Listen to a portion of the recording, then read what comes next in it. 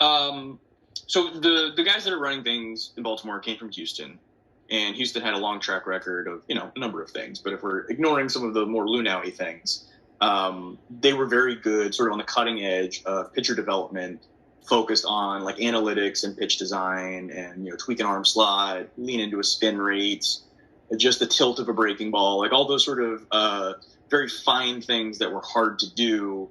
Basically, nobody was effective at doing it back then, and now most teams are reasonably good at it. Like they have some ability to do it.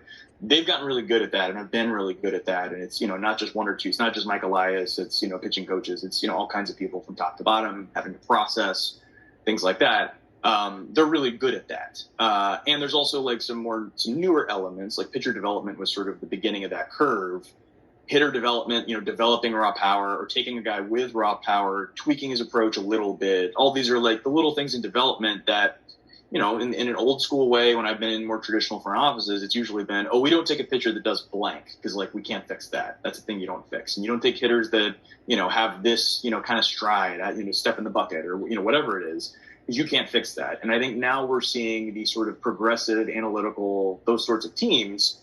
Now that they have numbers, whether it's like a K-vest that measures your explosion and your swing, there's now numbers on everything.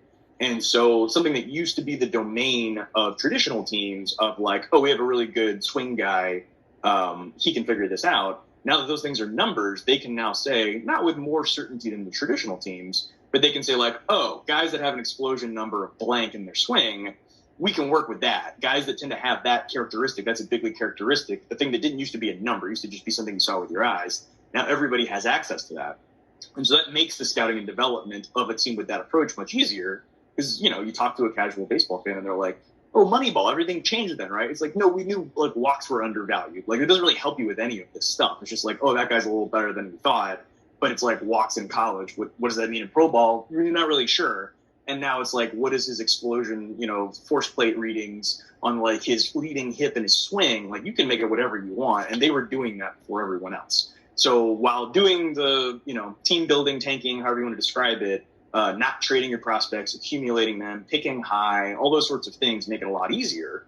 But you have to be good at picking the player out, which I've really liked what they've done in the draft, focusing on position players as opposed to pitching. Taking shots on high school players later that they think they have more information on than other teams, rather than burning a pick and money on them, just burn the money and not so much the high pick.